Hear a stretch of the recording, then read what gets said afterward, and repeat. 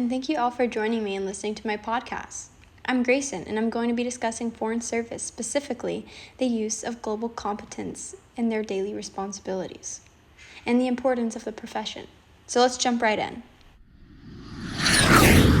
So what is a foreign service officer?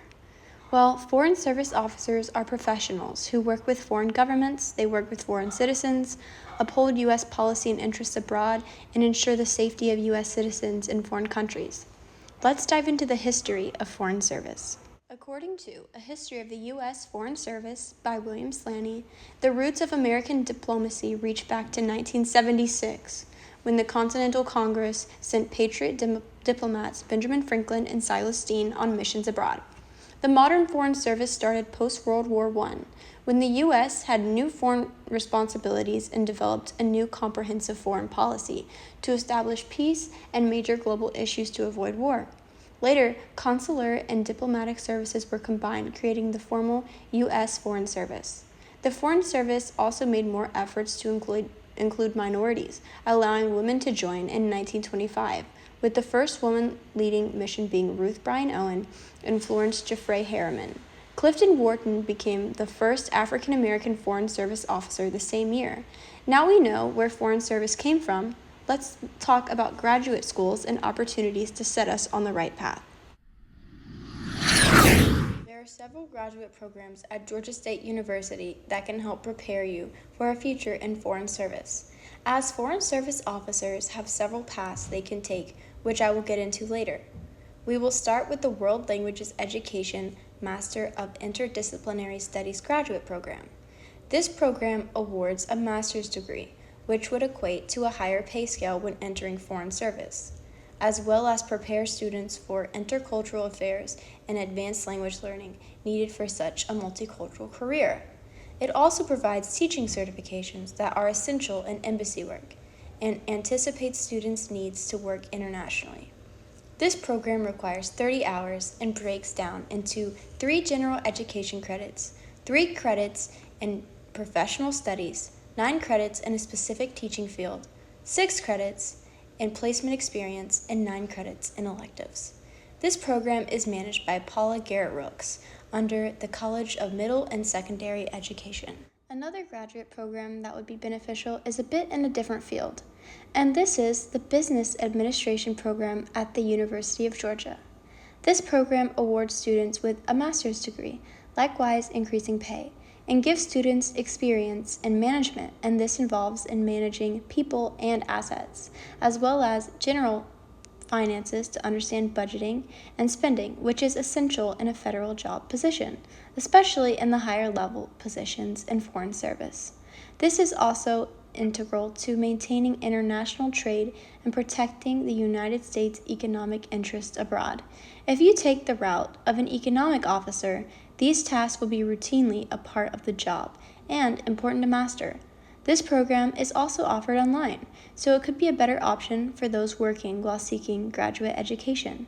This program is considered the most economically rewarding out of all the programs at the University of Georgia, and is one of their most popular programs. It also offers great connections through the school's alumni to set graduates up for job opportunities after graduation. For more information, you can visit the Terry College of Business's website. Now let's talk about what exactly is global competence.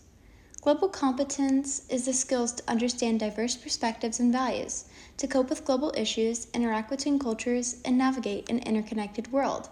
This can be seen as a good set of skills in any profession, but especially careers in which international relations and policy is the core of the profession.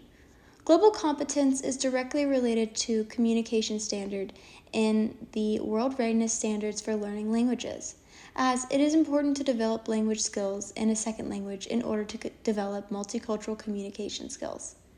Communication standards elaborate global economies not limited to co-national borders, heightened needs for national security, and rapidly changing demographics. Within the United States, all require skills in one or more world languages and the respective cultures.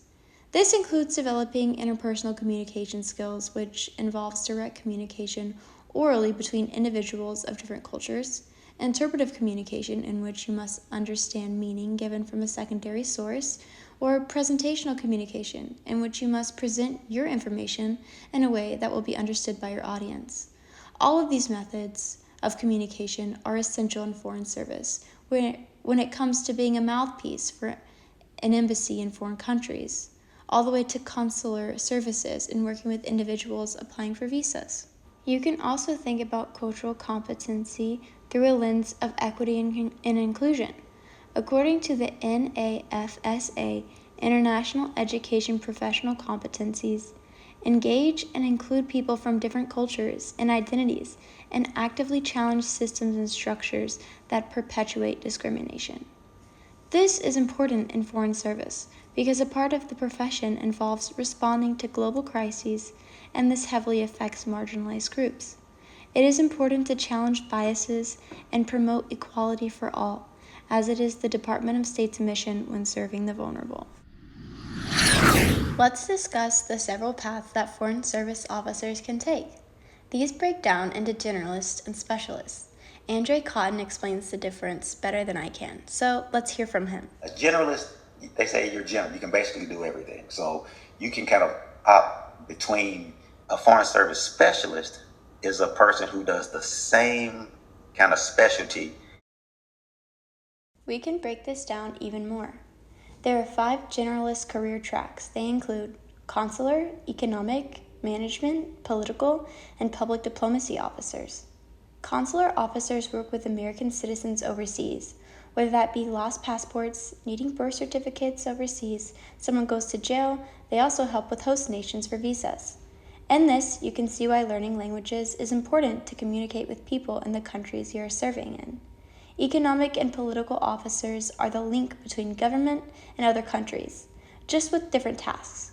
Political officers handle human rights issues and refugees, while economic officers focus on economic policy and technology.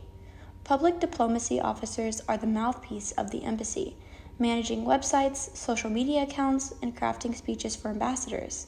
It's important to understand presentational communication with this position, so information will be presented in a respectful, understandable way across international boundaries. Management officers make sure the embassy is maintained, bills are paid, and property and assets. Specialists are a little different, and they include careers in law enforcement and security, healthcare and administration, construction, operation and management, educational and cultural affairs, and information technology. Specialists are usually people who have already taken and advanced a career path and join the foreign service later in their career journey. If you were a doctor, you would still be a diplomat. You would be traveling and learning languages and cultures, but you would be doing this task everywhere you were assigned. Now that we see there are several paths to becoming a diplomat, let's explore some of the steps you can take if you are interested. One of the most beneficial experiences you can have to prepare yourself for foreign service is working or studying abroad, or even volunteering. One organization that you can volunteer with post-graduation is the Peace Corps. The Peace Corps offers volunteering positions from 6 months to 2 years in several emerging countries around the world. They have environmental, sustainability, and educational opportunities. They involve full immersion in the language and culture of the country you are serving. As you work with people from a different background for an extended amount of time, you get used to living abroad, which is a great experience when applying and working in foreign service. Peace Corps also pay for some, if not most, of your postgraduate education, and this can be a great opportunity to further education at a lesser cost.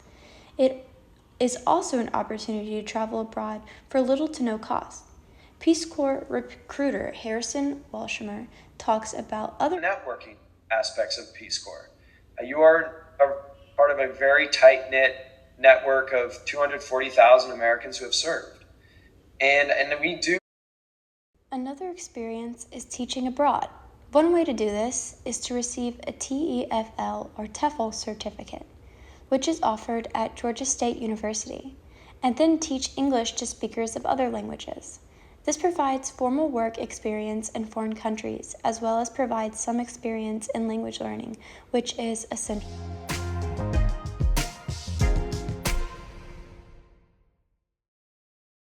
Thank you all for joining me. I hope I was able to shed light on foreign service and global competency.